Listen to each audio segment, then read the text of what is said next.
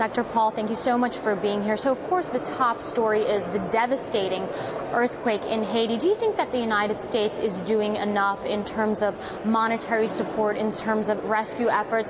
Barack Obama said that he would do anything he could to help the situation. How would you handle it if you were in the White House? Well, under the circumstances, if we're nearby and able to, and there is an emergency, I would say that we could help them out a bit.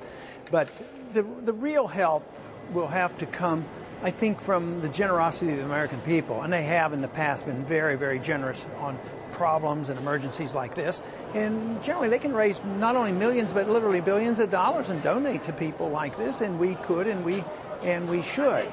The biggest thing, though, long term that we could do for Haiti would be to introduce them to sound economic policies so that they wouldn't suffer. I mean, their buildings were built poorly and the people are so poor. And just handing out money is not going to solve that problem. They need to be introduced to the philosophy of free markets and sound money so they can be more prosperous, build better houses. But in the meantime, if we're in the region and nearby and people are suffering, some of our, ability, whether it's military or not, could be useful in helping them out, just in a humanitarian sense. That would be a lot better than using the military personnel over in the Middle East lobbing bombs on different countries. So under the circumstances, I would say that would be a better use of the military. Let's talk about another major issue. Ever since the Christmas Day incident, it seems that a lot of attention has been turned to Yemen. And you even have some politicians calling for this country to be the sort of new front on the quote-unquote war on terror, even urging Barack Obama to concentrate efforts over there. Do you agree with this assessment? Not with what they're doing or the assessment. I mean, we're just looking for another war. I mean, we've been lobbing bombs over there, and we have another front. I think it's a disaster. It's a continuation of the foreign policy of George Bush. They've been believing in preventive war, and if we think there are some people here that don't like us, we'll start bombing them.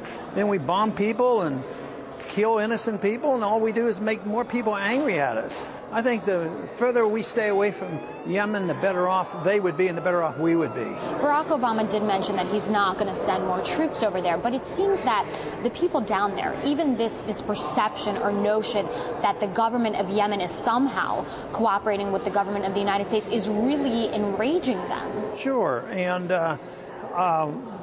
I don't know whether people will absolutely believe what we tell them. We say, well, we're not going to do it.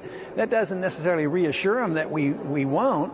And, dropping a bomb from out of the sky is every bit as bad as sending on troops. Matter of fact, it might even make them angrier. The fact that, they do it without any chance to have any retaliation, that these bombs and missiles can come flying in supposedly only to kill bad people.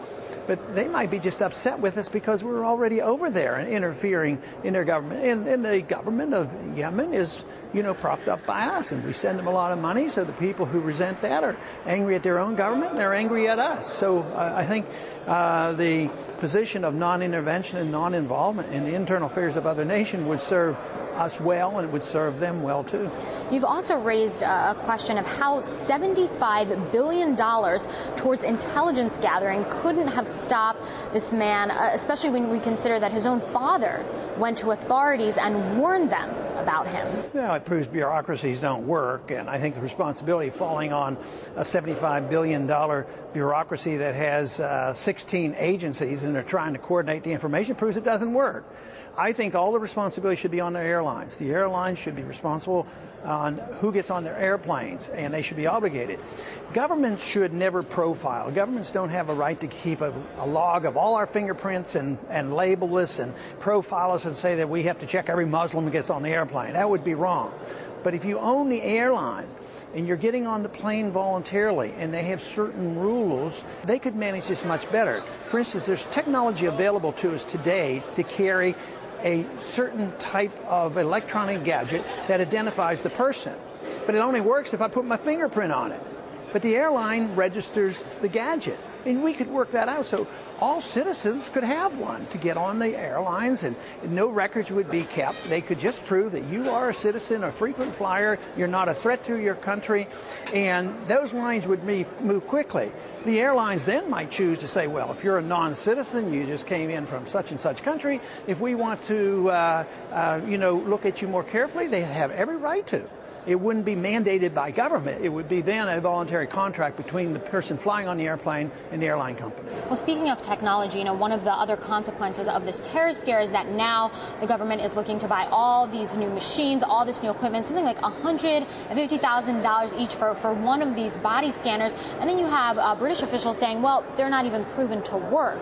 So is this really what it takes? All of these new rules that say, oh, you can't go to the bathroom an hour before the plane lands and things like that. What is that all for then? Just to make us obedient servants of the state, to teach us that they are in charge of us and tell us what to do, and we're robots and we're supposed to obey them. That full body scanner actually is probably dangerous to us medically. It does have some X-ray involved. What it isn't dangerous to is the company that makes them, who happens to be Chernoff, who used to be Homeland Department of Security, and he's promoting this left and right all over the media. So, I mean, how cynical can we get? So, no, that isn't going to help at all. And you wouldn't need that if you were going to look at what I'm suggesting. You wouldn't be taking elderly women and little kids and people in wheelchairs who are American citizens who can prove who they are with a mere fingerprint on a gadget that the airlines would accept. We would need none of that, except in a rare circumstance you would have to have closer surveillance of individuals that might have a suspicious record, or the airlines decided they want to check you out. But the whole thing is 80 or 90% of the people traveling in this country wouldn't have to throw away their toothpaste, and they wouldn't have to take their belts off, and they wouldn't have to take their shoes off. 1 month you put your computer in your briefcase, then you have to put it in the tray, and then you put your shoes in the tray, now you put them on the belt.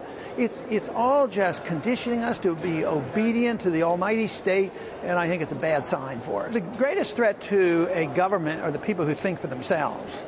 And if you can condition people to every day, all day, depend on the government to do their thinking for them, then they become more obedient. So if we depend on the government to protect us from our food and all our habits and tell us how much salt we can have and whether we're allowed to gamble and all, the government owns us. Instead of you owning yourself, the government owns you, and that would be very, very dangerous. So all this activity with the federal government regulating our every economic and personal habit is very, very dangerous. It's not that individuals can be perfect, it's just that governments are always imperfect. They always make mistakes, and when they do them, they're very, very painful, and they hurt every one of us. Let's shift gears and talk about another controversy. AIG, the New York Federal Reserve, lawmakers are now demanding the release of certain documents that could show whether or not the New York Fed pressured AIG into not revealing certain documents, certain payments to the banks. And of course, the real scandal here is that Timothy Geithner, who is now Secretary of the Treasury, was head of the New York Fed at this time.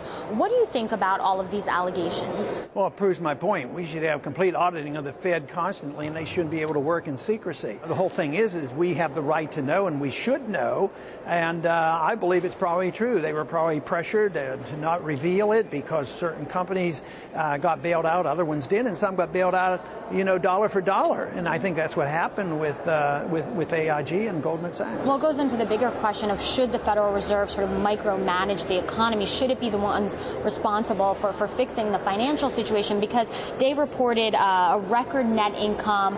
They've reported giving the Treasury this year $46.1 billion. That's a new record. What do you make of all this? Well, it should be micromanaged by the people, by the consumer. In a free market, the consumer is the king, decides everything. Which business succeeds and which ones fail. How much they get paid and how much profits there are and how much labor is paid. That's what the market does. So it's micromanaged by the consumer.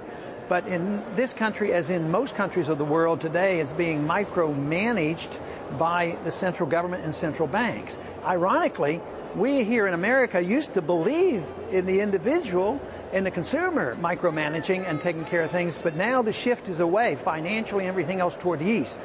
For instance, China happens to be rewarding people who work hard and save money, and they're getting to be in the driver's seat. They're our banker and all. So it's an amazing shift that's happened in my lifetime in the last several decades away from our traditional values and shifting over where communist nations once, wanted